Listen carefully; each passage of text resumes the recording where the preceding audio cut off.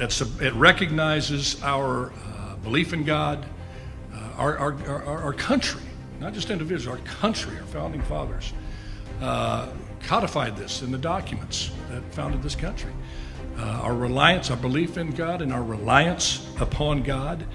Of that, there's just no debate on that. You may like it, may not like it. Declaration of Independence, we find these truths to be self-evident, that we are endowed by our Creator with certain inalienable rights, of which are life, liberty, and pursuit of happiness. It goes on in the Constitution to say we are putting together this Constitution in a preamble to secure the blessings, not only for ourselves, for posterity. And that Constitution followed with a Bill of Rights that enumerated those godly rights given to man, including the very first one, which was a right to believe in God and to express that belief anytime, anywhere, including the public square. 33 million. It's proven to the money investors that people want something to feed their souls, not just their worst desires. Absolutely. And yes, indeed. This kind of sums up my entire dialogue career on the heat of the night. You ready for this? Okay, this is it. My 7 years on the heat of the night. My dialogue all summarized in this. Get right on it, Chief.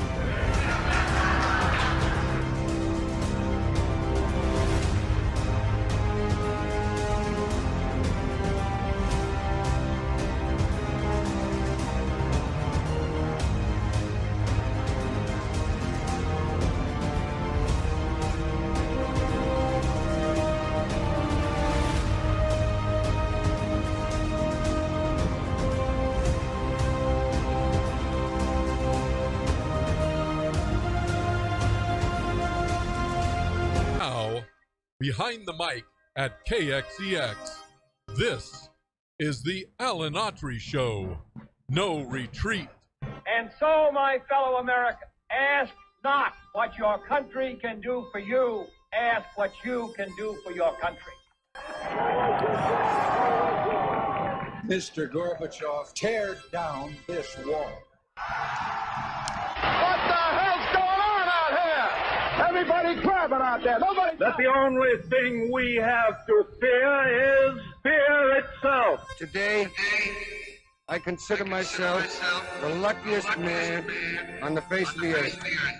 I'm not fearing any man. Mine eyes have seen the glory of the coming of the Lord.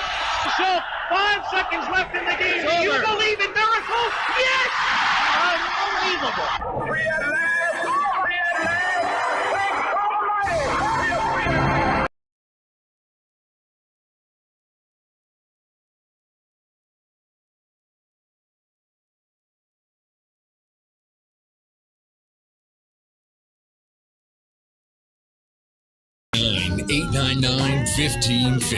Hey, welcome to Alan Autry No Retreat. I'm old Alan Autry, so honored and humble as always to have you with us on live radio. Man, you better be ready to do that show because when that intro starts, game on, baby. And I am ready for this show. Been off a couple of days and want to thank Guillermo and Bullet Bob for filling in on Friday. But listen, I told them if their ratings are better than mine, we're going to have to talk. And I think they were. So we're going to have a little sit down on that before we get a few other guest hosts that are not quite as good when I'm on leave. No, just kidding. Just kidding. They did a great job. Was able to catch some of the show on playback. Appreciate you all. Hope you all had a great weekend. I sure did. My wife and I and family celebrated my grandson Joseph's first birthday. Man, do those 1-year-olds really understand how much power they have over the entire household? Not only at the house, wherever they go, if they decide they want to act up, it's power, baby. They are they're a dictator. It's tyranny in that little body. They run everything. But it's great though. It's great to be bossed around by a little 1-year-old and seeing to their needs. And I tell you, I know you grandparents out there that are listening, when you heard those things when you were younger about being a grandparent, like it completes you, from the older folks who become grandparents. You go, yeah, okay, yeah, that's nice, and you hear how special it is, and it's like, oh, okay, thanks for sharing that, but you just don't get it until you become a grandparent. And then all those things that you've been told that you kind of got up in your mind, you got it conceptually in your mind and believed it, but now you feel it in the deepest parts of your heart and soul. And I tell you, there's just nothing better than being a grandparent. There just really isn't. You got 3 grandkids, and Kim and I we're just pinches. We're just so blessed, and I know many grandparents that are listening out there all across the country and across the world. ACX listening today would understand that. Okay, let's get right after it. Word of the day. Jeremy, we talked about this before the show. The word of the day is inculcation. Inculcation. That comes via my good friend Larry Powell, lifelong educator, who uses that word often, and it's a great word because it means when you become inculcated, it means that you've heard something so many times, so often, for such a long period of time that you believe it completely, totally. You don't question it. It has been that belief, that statement, that concept, that feeling that you have inside has been inculcated inside you. And it's very difficult, if not impossible, to pry that inculcated belief and concept out of you. And it's a technique that the two political parties use and pursue, and it is an essential part to inculcate the people of this country into their belief system. So you see a lot of inculcation, attempts at inculcation, with the ads that we're going to start seeing now as the midterms get closer, just in a plethora. They're going to be every place. Hundreds of millions of dollars spent on ads to inculcate us to buy into a particular narrative, regardless of how off that narrative may be, how crazy that narrative may be, how sometimes crazy and insane that narrative may be. Let that not stop the inculcation of the two parties, the attempt to inculcate us, the American people. So hang on to that. Well, actually, it's tied into this. I was going to just veer off here and get some breaking news, but it's tied into this inculcation. Both parties are guilty of using this technique, and we as citizens, I wouldn't call ourselves victims of it. If we are, we're willing victims. I think we're guilty of buying into the inculcation, especially if what we're being inculcated with is something we have our leanings toward anyway. Be danged, critical thinking. God forbid we want to keep an open mind about our long-held beliefs or attitudes towards things, regardless of the evidence that's presented to us that clearly says we need to revisit in our mind and our heart a certain belief. To heck with that. Just give me what I have always believed or I'm leaning towards, because why? It makes me feel safe. It makes me feel good that I was on the right track. To change your mind and say, you know what, I was wrong on that. Or you know what, maybe there's more to the story than I thought. Please tell me more. When's the last time you heard that from a politician?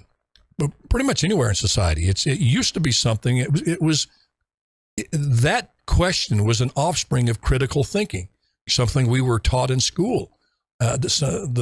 The concept or the bedrock that science is based on, to ask questions about things. Socrates kind of started this, the great Greek philosopher, and created the bedrock along with Plato and Aristotle and Epictetus and all of the other great philosophers of which Western government and Western ideology was kind of built upon. And it cost Socrates his life. He came in and says, these multiple gods, you only got that 14 or 15. Are you sure there's 14 or 15? And by the way, are you sure there's even one? And he just asked the question.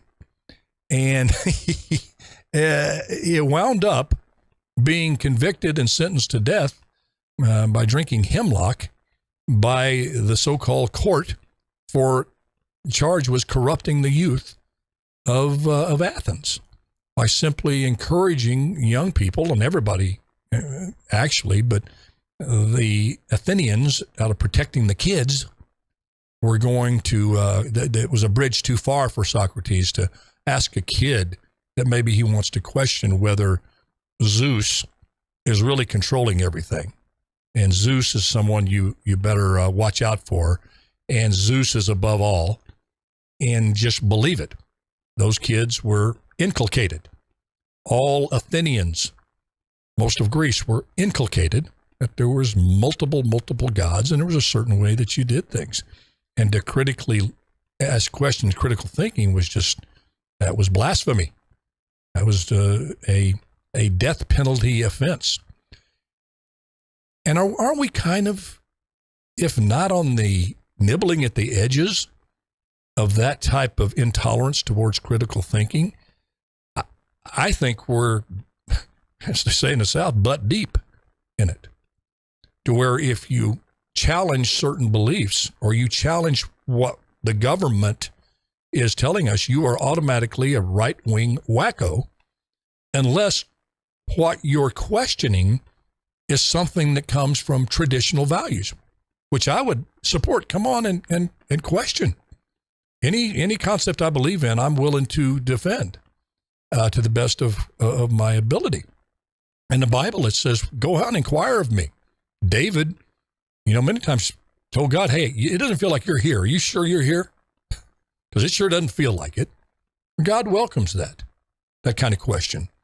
I love discussions on why I support right to life, why I support a secure border, why I support non-burdensome taxation for individuals, families, and businesses, why I support a hand up, not a handout, why I support energy independence, why I support not getting into frivolous wars that cost our most precious human treasure, our young people over there in uniform, dying, while we do a retreat out of Afghanistan, where if you ask the question of why were those entry points there at the airport allowed to be manned by the Taliban and not our troops, which let the bomber in and come in and killed 4 of our kids, which we just honored them. It's been a year since that happened. Why can't we ask those questions? You ask those questions, then you're a right-wing wacko that deserves to be canceled. Go take Autry, go out there, hang him, get rid of his whatever reputation he has, demonize him. Don't let him work in his chosen profession, the movie business. Get him out of here. What's the offense? Because he asked a question. Now, you think I'm overreacting? I know I come from a movie background, pardon me, but I really, in my heart, don't think I'm overly dramatic or overacting when I say that. That's the world we're living in. You can't have open, honest discussion or debate without the fear of being canceled. And this country, I'm sorry, folks, was built on honest, open discussion and debate. And in some cases, heated debate. But out of it came a system that heretofore, a system that guarantees individual rights to life, liberty, and pursuit of happiness, God-given rights, had never been tried before. Everybody thought it was going to be an absolute dismal failure, including the people in the French Revolution that was going on at the same time as our American Revolution. They could never understand that. And their revolution went to pot. Ours created the most powerful country the face of the earth has ever seen, and has lifted more people out of abject poverty than any system in the history of mankind. Now, when you have that much good coming out of a system, you may say, hey, there's some bad points. There's some little rotten parts of that apple, but the whole apple is not spoiled. So we come to this term inculcation, and I do believe it was used on both sides. There have been people inculcated on the right to absolutely hate and demonize people on the left, i.e. Hillary Clinton. And there's people on the left. I'm just using that as an example. There have been others, but that is the most visible that most people understand. Find anybody that on the right can say anything good about Hillary Clinton. It's probably not going to happen. You would find people more apt to say something nice about transmitted sexual diseases than they would something nice about Hillary Clinton. Then on the left, you have, obviously, you know who I'm going to point out, the orange man, Donald Trump, to say anything good about him. Even if you pointed out that he gave more money to historical black colleges than any president before him, including our first black president, Barack Obama. Now, that doesn't count. That's evil. Well, what's evil about it? Well, don't ask that question. It's just evil. You're going to get inculcated, Autry, and you better just accept it, shut up, and that's evil. Why? Because it comes from Trump. It's got to be evil. Okay. Lowest unemployment rate for African Americans. That's not. We're not going to talk about that.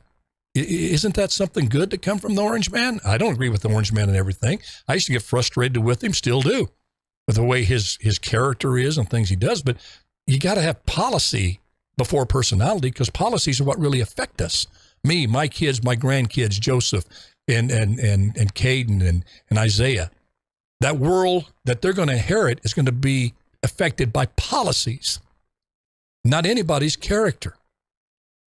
We would love that good policies were put forth by good, nice people of great character. Unfortunately, that's not the case. General Eisenhower hired George Patton to win the war. A lot of people, if you read history, George Patton was not a lovable, cuddly guy. Profane, hit a soldier because he thought he was soft. And Eisenhower knew this about Patton, but there was a war to win. You had a little guy with a mustache threatened to take over the entire world and institute fascism everywhere. And the one country that could stop him was America, in coordination with the Allies. But America didn't come on board. Hitler wins, no doubt about it. Okay? So you understand what I'm saying? Policy, what a person does, is much more important than how a person behaves. We'd love to have it. Good policies come out of smooth, enjoyable guys like John Kennedy, Ronald Reagan, George Washington. But you have the Harry Trumans in there. You've got, you could go on down the line. Won't, but there's been some not so lovable leaders. Vince Lombardi. They didn't love Vince Lombardi the way he coached. And he had a lot of character flaws, but they sure loved winning in Green Bay. But you talk about back to Trump, you try to just ask the question, well, he also secured the border. You didn't see the rapes and you didn't see the murders. You didn't see all of this craziness at the border that's costing the lives of the most vulnerable. We just had a little baby drown going across the Rio Grande because the border has been advertised as come one, come all, and they take this dangerous path. There's no attempt by this administration to secure the safety of their path there with an orderly way to get in this country. Well, when Trump had the secure border, the stay in Mexico policy, there was less death and less of those less human trafficking on that border. That is just statistically and empirically the truth. But no, Autry, that's evil. Why? Because it came from Trump. How about the lowest unemployment rate in the Hispanic community in history under his policies? Well, that's evil too. Anything that comes from the orange man is evil. So let's don't discuss it. Just accept it as evil. Well, you know what? Hispanics in the border states aren't accepted as evil. They remember those days. Now they're being overrun by people coming across, good, hardworking people, most of them. I mean, yes, America was built on the backs of, yes, the American labor here was here legally, but here in California, this crazy open border stuff, but good people came through there and helped build this country. And who wouldn't come across the border for a better life if you're saying, hey, come on, blow the stop sign. We're not writing tickets anymore. Wait a minute, it's illegal to cross the border. It don't matter, we're not writing tickets. Didn't you see the cover of Wall Street Journal? It said the upside of illegal immigration. Yes, I didn't make that up, folks. Look it up. I don't remember what year it was. They did a cover story on the upside of illegal immigration. So that sends a message, hey, go find your nearest coyote, give him your life savings, and come on to America. Smell that waft over there? Smell what the Rock is cooking? That's called freedom, opportunity, not only for you, but your kids. Smell it. Come on. Well, they did. And it was demeaning to the people that came here, continue to come here into this system, which is really just chaos on the border. Well, Trump said that's not right. And you would look at that policy and say, well, somebody instituted that policy, said, I'm not going to allow people to come across and get raped, get human trafficked, and all of this stuff here. We're going to pause here, work with Mexico, and come out with an orderly, affordable, fair way to get into this country. Reform the legal immigration system, which is too complex, I agree, to get into. Reform that and create a good, solid guest worker programs and pathway to citizenship that would be there. And that can be done. How do I know it can be done? Because back in the 60s, they had the Bracero program. It was well on the way to achieving what I just described. But then big business got involved. Democrats and Republicans got involved. They went after Cesar Chavez. You know who was against illegal immigration? Adamantly, Cesar Chavez. People think the opposite. No, he was adamantly against. Why? Because you can't unionize illegal activity. They knew if they kept it illegal, then Caesar would go away eventually.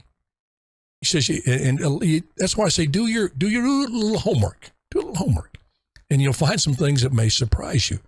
But back to this word of inculcation, because get ready. I think the key to this country being able to continue to be the great country that we have been, not perfect, but those bedrocks of faith, family, freedom, fair shake for everybody, adherence to that Constitution, to get back that which we've seen, I would say taken from us, but we've willfully as a society given it away. I do believe it can be retrieved.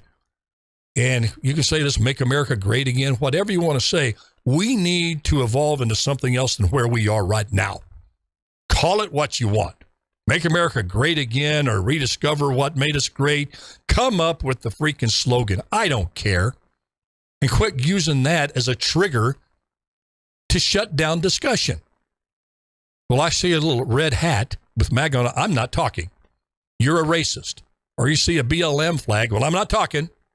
They're racist and violent. These symbol triggers out there. I got no use for people to get triggered by those things. You know what I'm saying? Grow up and work through it. Come to the table. Now, if you don't come to the table, that's a different story. You have this agenda out here that involves violence. You know, whether you're setting buildings on fire in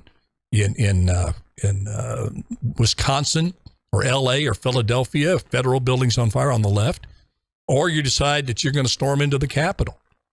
If you're not willing to sit down and talk and stop doing that nonsense, then I'm going to call you out. You know, for all that means. I know that doesn't send shivers down too many spines. I get that. But dadgummit, I can be honest. I can be true to myself. And I can at least tell it like it is from my perspective. And I think that perspective is shared by many people. We're fed up with these two parties going at each other and trying to demonize and inculcate people that you're all bad or all good.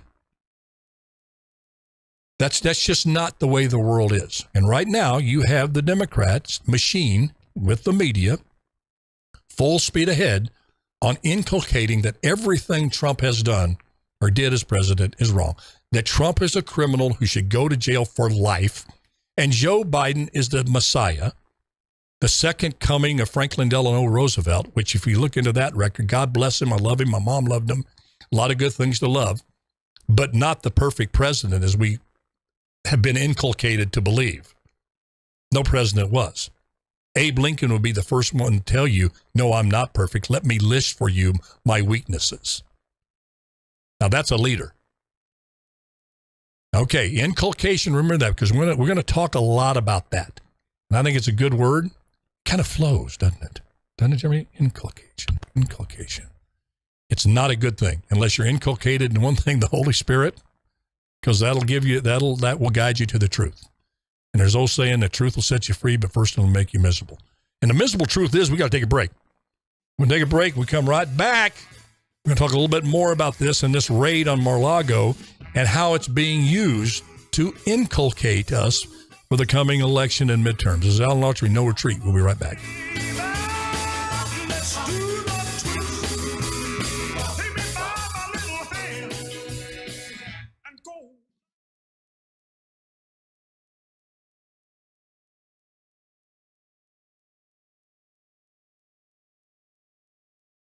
Have I told y'all lately that I love you? Well, I love you. That made a good song, wouldn't it? Jeremy, my trusty little millennial, not millennial, he's about 6'3". He'd eat breakfast off my head back then. He's my right-hand guy, man. I don't know what I'd do without Jeremy. And Jose, I know you're at home there. How you and the family doing? Hopefully you tune in from time to time. He's doing his thing there to keep KXEX going. Guillermo, Larry, Pastor Jim Franklin on, I believe, at 3 p.m. I got to get the schedule down, but there's been some changes. You know, some people on there that, I don't know. By the way, there was somebody on this station, a host, and I don't know his name. I think he took over Larry Elder's spot, and I'm ashamed to say I don't know. I'll find his name out. Good guy. I don't know. I haven't met him. I mean, I like a lot of what he stands for, but he made a statement the other day that I have to push back on. He said that Martin Luther King was a Marxist. Dang. I'm back. I was driving along Blackstone, and I reared back my head. I'm like, what?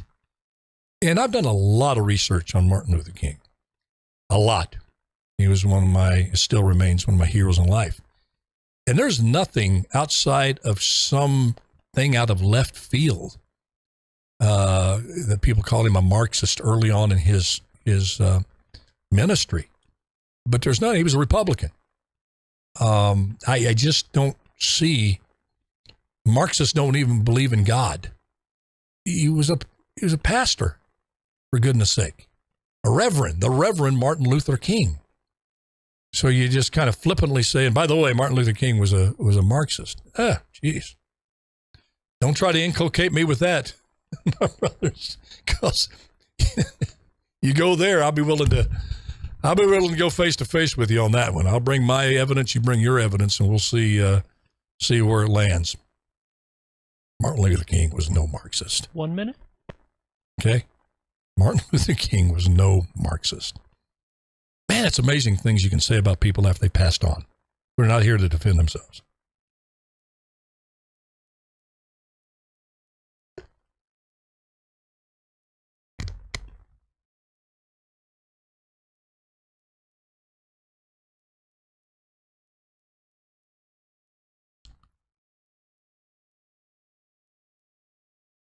$30 seconds. And Laura, I just saw you up on the screen there. Hang in there. I'm going to make a couple other earth-shattering statements when we come back, and then we'll go to you. By the way, loved you on there with Bullet Bob and Guillermo. That was fun to listen to. 5 seconds. Good. It's good to be inculcated on certain things. Like I'm inculcated for love of my family, my God, my country. And I will stay inculcated. We got to watch, because if we don't watch it, we can get inculcated by things that are not too good. For example, and it's midterm year, getting closer, less than 60 days, I think. Maybe a few more 60 days. So it is, politically speaking, right around the corner. So you're going to see this rush and commitment to inculcate, to pound away at the narrative, both sides, to try to convince not the hardcore right or hardcore left. They're going to vote Republican or Democrat no matter what. They're going after the free-thinking Democrats if they're still any left, and free-thinking Republicans if there's still any left. But they're really going after the independents, people like myself and you. And that's what all these ads who these ads are aimed for. Make no mistake about that. And some people are still trying to make up their mind. We see Joe Biden's numbers kicking up a little bit, and I want to talk about that tomorrow. I mean, they said all of his accomplishments, all I do is spend money. Just spend a lot of money. That's the far left woke way. Just spend a whole lot of money, be dang the inflation, be dang the deficit, just spend money and call it a success. But there's a couple of happenings that happened here recently that kind of gives you an indication into the inculcation. There's one thing, or there's several things: the border, inflation, the war in Afghanistan, and crime that the Democrats need to address. And they really don't have an answer for most of those I just mentioned. Okay, other than to say, we support this policy and we're not going to do anything about it, even if it's a bad policy like the border. We're just going to stand pat.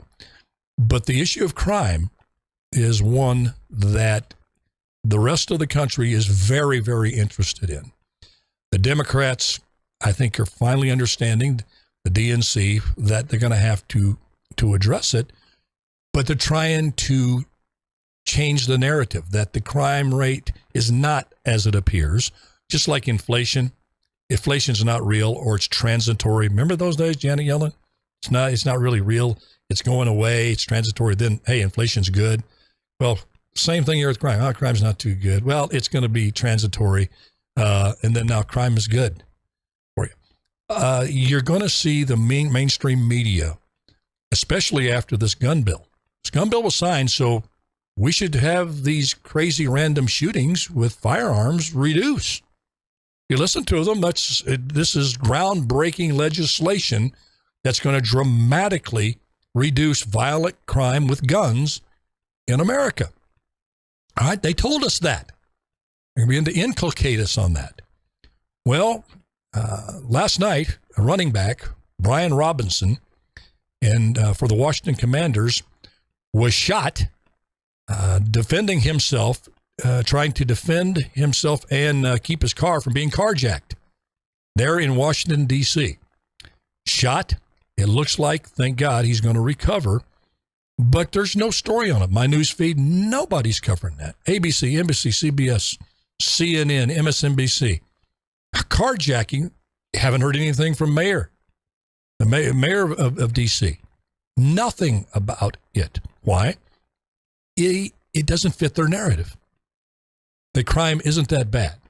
These type of things don't happen like the right, like Fox News says it's happening. Like all the mayors and police chiefs around the country are just screaming at Washington, D.C. saying, don't you see what's happening here? We need help. Please at least address that there's a dramatic spike in violent crime that we can't really handle. Okay?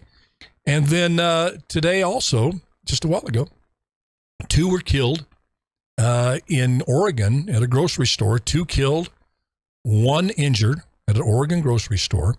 Now, those things get on the internet, bang, like that. They get to the news outlets. Check my news feed. Zippo. Nothing. Why? Because it's getting close to the midterm election, 60 days. And any reporting of random violence like this, in particular the grocery store shooting, does not fit their narrative. It doesn't fit their inculcation strategy. That crime is not really that bad. And by the way, we're going to have to show a dramatic decrease because otherwise people are going to start, God forbid, questioning the bill we just signed and say, exactly in that bill, what is the actual specific aspects of it that we're going to stop, let's say, a shooting in a grocery store in Oregon, just hypothetical. Or what in that bill is going to stop a random carjacking in our nation's capital and the gunning down of a Washington's commander running back. Not to say that Washington commander running back life is any more precious than any other life. Any other life, like in Chicago, when we lose kids pretty much every single day. Has the data come out of the crime going down in Chicago since that gun bill was signed and hailed as the biggest piece of legislation to keep Americans safe in the history of mankind? If you listen to the inculcation from the left. Now, if I ask that question, I'm automatically over there with Alex Jones. They'll put me right over there next to this guy. I don't even listen to Alex Jones. I don't know. I need to do more research on it. You know? And they get on to me saying, well, you're taking Tucker Carlson's talking points and Sean Hannity's talking points and this and that. And I said, what are you talking about? Well, they said the same. You said the same things they said. You took it from them. And then I tell them, do you look at the times our shows come on? By the way, I don't have Sean Hannity's cell phone or Tucker Carlson's email. Don't particularly care to have them. Be honest with you. I just call it like I see it on this show. I try to do some research, try to impart to people a perspective. My perspective. That's why it's a talk show. It's what we call Alan Autry No Retreat. I'm respectful. The difference is I'm respectful of opinions that I don't agree with. Okay, and like I said, my show comes on before them. So if anybody's stealing from somebody, it's and I've seen my quotes almost exactly in my takes and perspectives on CNN at times. And yeah, I don't know how to explain it other than maybe there's somebody there at Fox News and CNN that maybe sees the world similarly to me. You know, but we automatically make these judgments about people. And this, just realize, if there's one thing you take from this show today, and we're going to keep pounding away until the midterms, is don't be inculcated.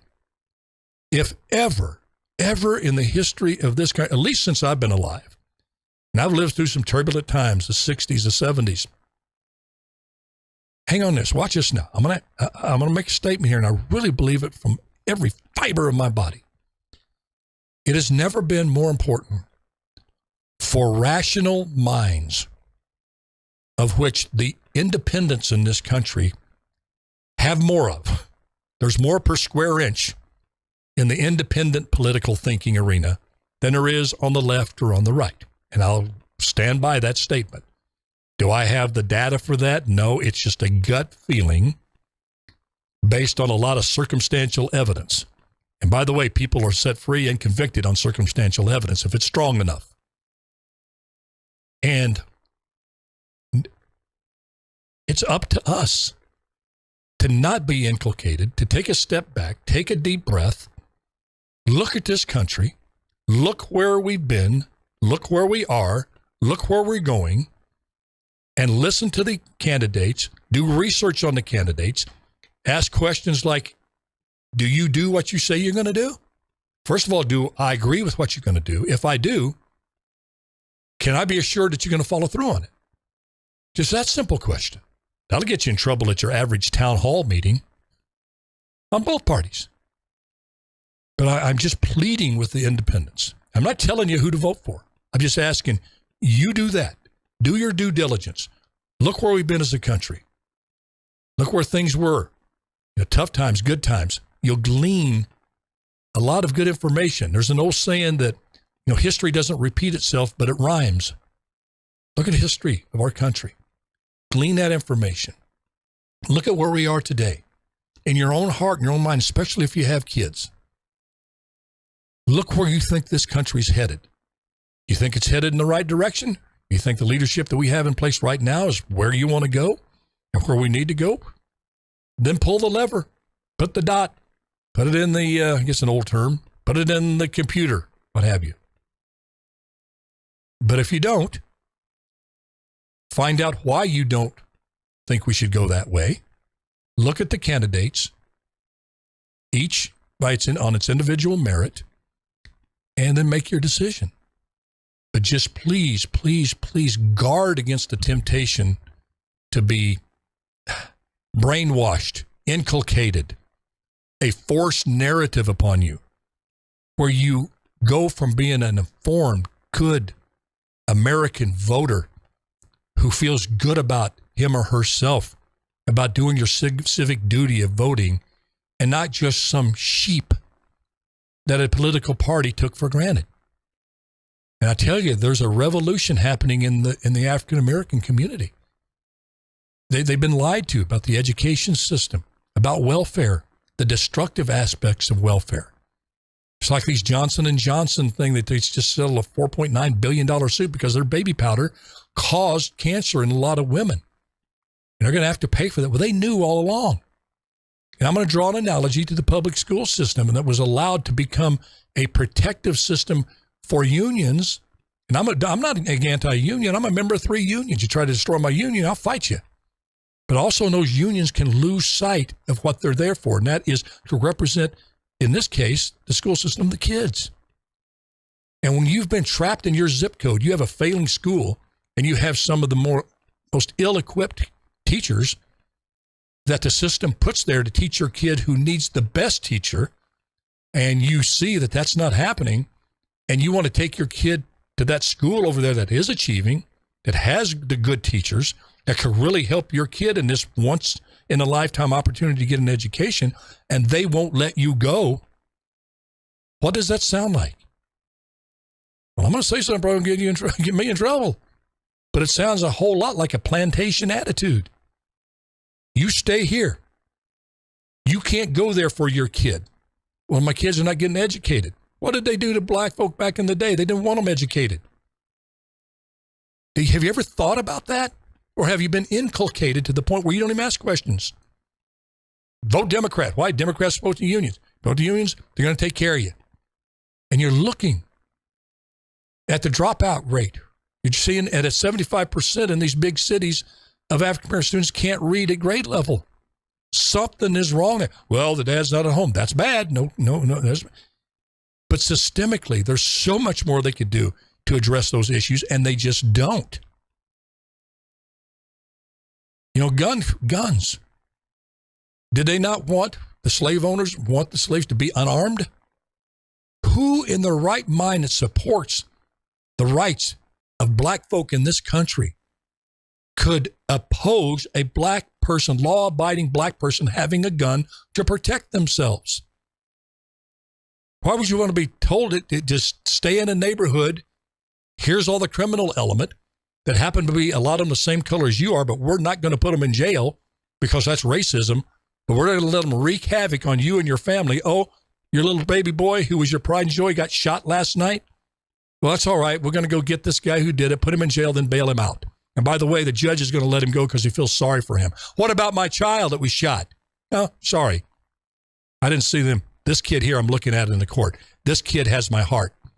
Because I get a lawyer, he sobs, says, I'm sorry, found God. Maybe you did, maybe you didn't. And gets off. If he goes to jail, gets off in 2 years, if that. Now, I know I'm giving you a lot of tough stuff here. I understand that. But dadgummit, people, you know, I'm going to make a bold assumption. I may be wrong, but I feel real secure in it. That bold assumption is, and I'm taking ego out of it. Please, this is out of humility. You know what I'm saying is true. Whoever's listening to this right now or watching this, you know what I just said is true. Now the question is, what do you do with that truth? Do you just sit back and wait for somebody else to get involved? Or you decide, you know, I'm going to run for school board. I'm going to make sure that the most non-qualified teachers don't get into the most demanding circumstances, which are mostly congregated in our minority communities. I'm going to support school choice to let these kids and these parents have a chance to get their kids out and get a once-in-a-lifetime education. I'm going to allow that family, when it takes, let me tell you, the first responder on crime is you. Fathers, parents, in your home. You don't wait for the police. Somebody's pounding in your door. Some guy who's on meth or whatever is trying to break in your home and do gosh knows what to you and your family. You have a right to protect yourself. And they point to these communities that are completely disarmed, no access to a firearm to protect themselves.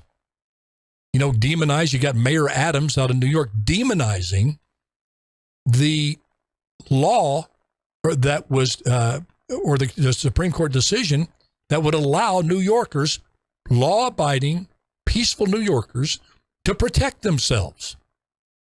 Automatically said you're going to have vigilante law, vigilante actions. What a disgusting, completely false and really racist comment about a broad swath of people.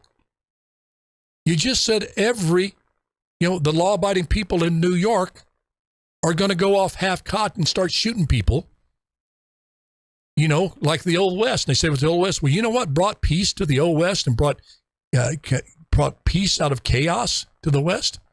Guns. Guns in the hands of lawmen and law-abiding citizens. That's what tamed the wild, wild gunslinging West. Was people, good people, honest people with guns that told the gunslingers, if you pull that head hog leg out and aim it at me, I'm going to get you first. Simple equation. All right. How much time? Okay, well, let's don't go to break. Let's go to Laura. Laura, you've been on there. Listen to the tirade. Welcome to the show. Are you there? I'm here. Hey, I want to tell you, you did a great job on that. I really enjoyed you and Bullet Bob and Triple G on there. I didn't agree. Obviously, I didn't agree with everything you said, but I just enjoy. but you know about this show.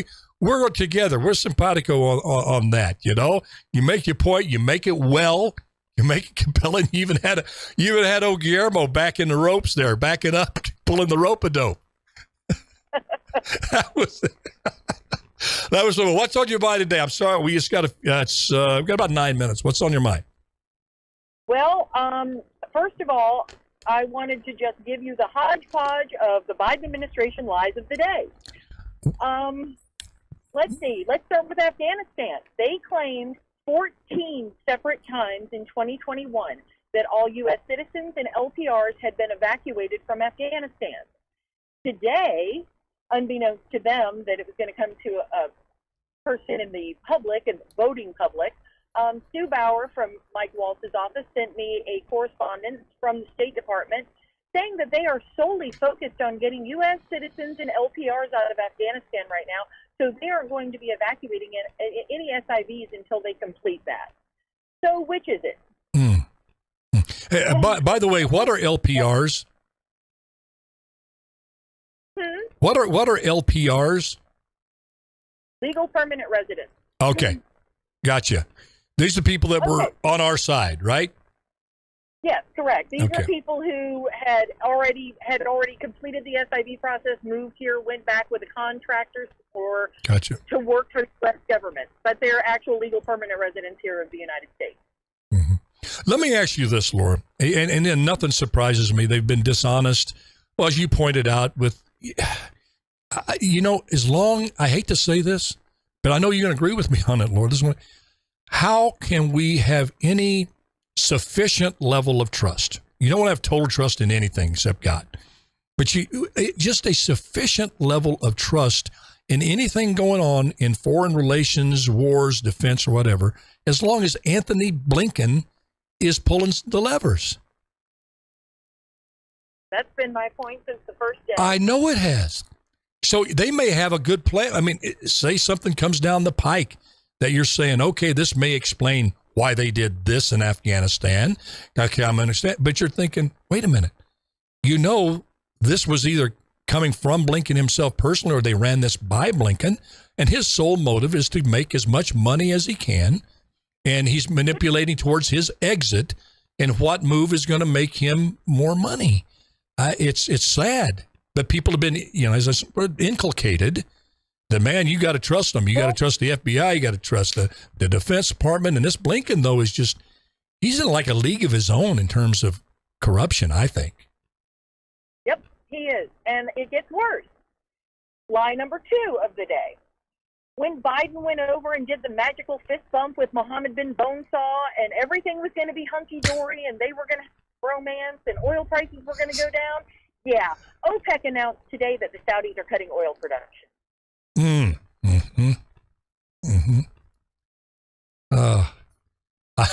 Pardon me, I'm still stuck on Mohammed Bonesaw.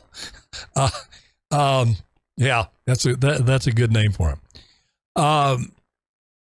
But I'm using a lot of uhs. I got to stop doing I get it. I understand. Okay. Well, what? Let me give me your take. That little trip, that magical fist bump, cost us, the American taxpayers, $34 million. Yeah. That's how much that trip cost for nothing. Mm-hmm. It was a $34 million photo op. Now, taking the precept or the hypothetical scenario that all of that, America still, because of its largesse, because of its military, because of its might, even though it's deteriorating by the day, still has a lot of pull, and Saudi Arabia still wants America in there as they battle Iran, the Shia-Sunni thing going on there. It looks like they're not going to be part of the New World Order, but they'll play both sides. But where do you think Blinken is going with this? Where? Because I always look at, where is this benefiting? This thing that seems to hurt and clearly may hurt the American people, and economically and safety wise. Where do you think? Where's he getting his advantage? What is he going to get out of this? Do you think? Am I just paranoid thinking everything goes back to him? As soon as his term is over as Secretary of State, he's going to return to his company, WestExec. WestExec represents a company called SoftBank, which is based out of Japan, however, has a $45 billion investment from Mohammed bin Bonesaw. Okay, so all right. I have to say there that you go.